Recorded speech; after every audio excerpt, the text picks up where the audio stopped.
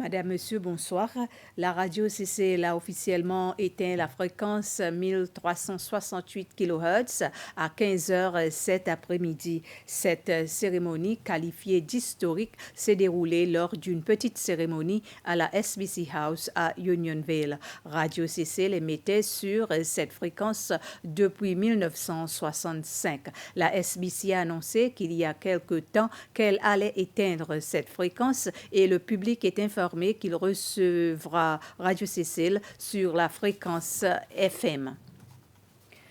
Le président Wavell Ramkalawan a visité des lieux clés du district de l'Emamel hier après-midi. Il était accompagné de la ministre du gouvernement local et des affaires communautaires, Rose-Marie Waro, le ministre des Terres et du Logement, Billy Rangasamy, le chef des affaires gouvernementales à l'Assemblée nationale et membre de l'Assemblée nationale pour le district de l'Emamel, Bernard Georges, les autorités du district ainsi que des représentants de diverses agences gouvernementales. Dans la région basse de Plaisance, la visite avait pour but principal de voir certaines zones inondables. En présence de tous les techniciens concernés, les problèmes ont été identifiés et des actions correctives ont été proposées. Le président a visité plusieurs autres sites. Il a notamment visité des maisons, des routes, le site proposé pour les nouveaux murs d'enceinte, le terrain de jeu et la cour de récréation. Il a également eu l'occasion de rencontrer des membres de différents foyers dont les maisons ont été récemment rénovées, tout en identifiant celles qui nécessitent des réparations et des réparations supplémentaires et des rénovations supplémentaires, Après la visite, les principaux ministères concernés et l'équipe de techniciens examineront les recommandations formulées sur place et élaboreront un plan d'action assorti d'un calendrier approprié.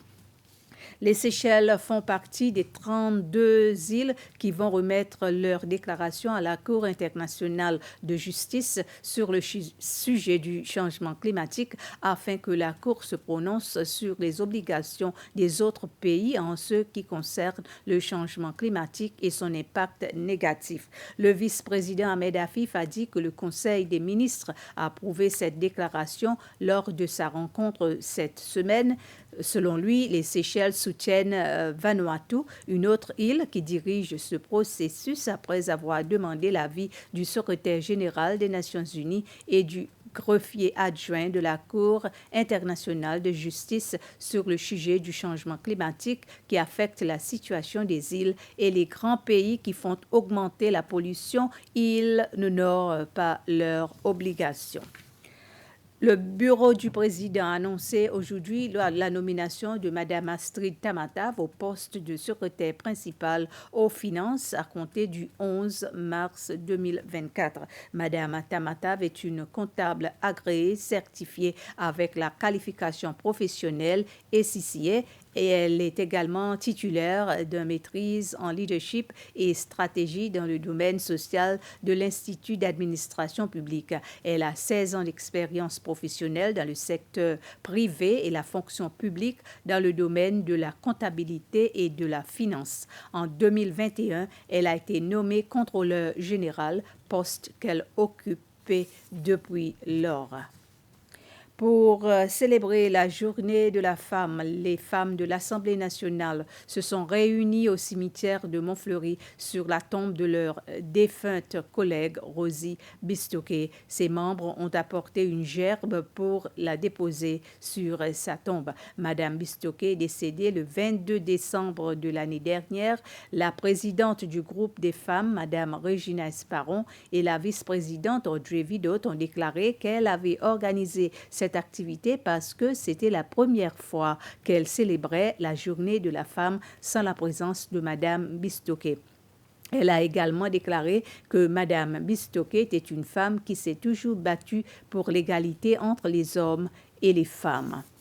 Le ministère de la Santé a rencontré le département de la police pour lancer une campagne visant à rapprocher la santé des femmes dans leur lieu de travail à travers une clinique mobile, une activité organisée pour commémorer la journée de la femme. Le chef de la direction de l'Agence des soins de santé, le Dr Danny Louange, a déclaré que cette activité ne visait pas seulement à donner des soins de santé, mais aussi à promouvoir les rôles de la femme.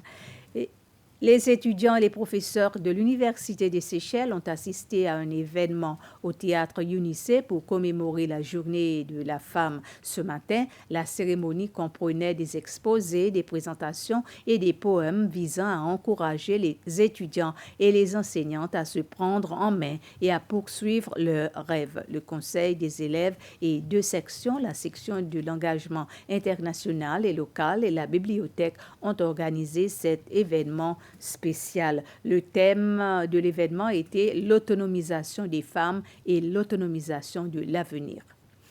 Ainsi s'achève ce flash de formation. Merci de votre attention.